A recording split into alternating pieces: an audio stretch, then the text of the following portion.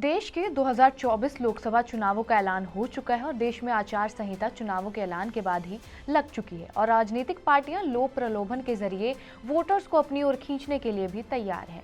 ऐसे में कई बार पार्टियां इसी लुभाने की कड़ी में कभी कभी लोगों को शराब भी देती हैं और ऐसा पिछले कई चुनावों से होता आया है जब वोटर्स को नोटों और शराबों के जरिए अपने खेमे में किया हो। और इस चुनावी मौसम में भी ऐसा ही होगा जब लाखों की शराब और अवैध पैसा बरामद किया जाएगा। लेकिन इसे जब्त करने के बाद चुनाव आयोग इस पैसे का क्या करती है, इसको लेकर क्या नियम कायदे हैं, ये हम बताएंगे आपको इस वीडियो में। नमस्कार, मेरा नाम है रिया शर्मा और आप देख रहे हैं TV9 डिजिटल। 2019 के ही लोकसभा चुनावों की ही बात कर लीजिए। इस चुनाव में 3,456.22 करोड़ का कैश, शराब, ड्रग्स, सोना और फ्रीबीज बरामद की गई थी। ये पूरे चुनावों के इतिहास में सबसे बड़ी रकम है। इतना ही नहीं, ये पैसा उस पैसे का लगभग 90% था जो सरकार ने 2024 के लोकसभा चुनाव में आधिकारिक तौर पर खर्च किया था। और इन्हीं चुनावों में किसी संसदीय क्षेत्र का चुनाव भी रद्द कर दिया गया था और उसका कारण यही था क्योंकि उस समय उस क्षेत्र में वोटर्स को लुभाने के लिए भारी मात्रा में इल्लीगल पैसा उड़ाया गया था।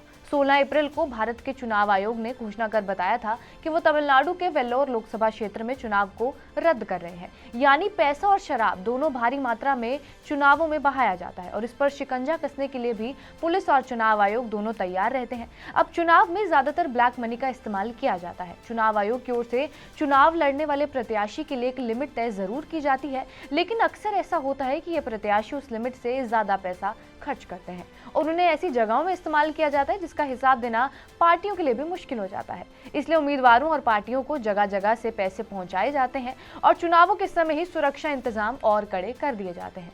जैसे ही पुलिस को कोई संदिग्ध कार या वाहन दिखता है, पुलिस चेकिंग करके वो सारा पैसा बरामद कर लेती है। इसमें शराब भी शामिल होती है।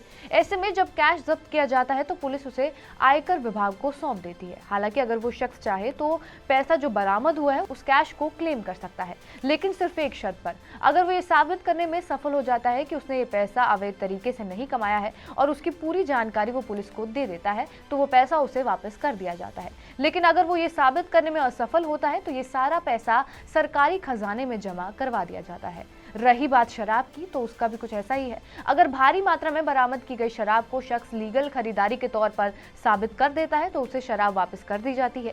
लेकिन अगर ऐसा नहीं होता है तो शराब को पुलिस पहले एक जगह जमा करती है और फिर उसे नष्ट कर देती है। आपने कई बार पुलिस की वायरल फोटोज और वीडियोज देखी होंगी जिसमें वो जब्त की गई शराब को बुलडोजर से नष्ट कर रहे होते हैं। यानी अगर पैसा जब्त हुआ तो या तो वो सरकारी खजाने में जाएगा या तो वापस हो जाएगा, और अगर शराब जब्त हुई तो वो नष्ट कर दी जाएगी। बहरहाल, आपका इस वीडियो पर क्या कुछ कहना है हमें कमेंट बॉक्स में जरूर बताएं। बाकी देश और दुनिया की तमाम बड़ी खबरों के लिए बने रहिए हमारे साथ TV9 डिजिटल पर।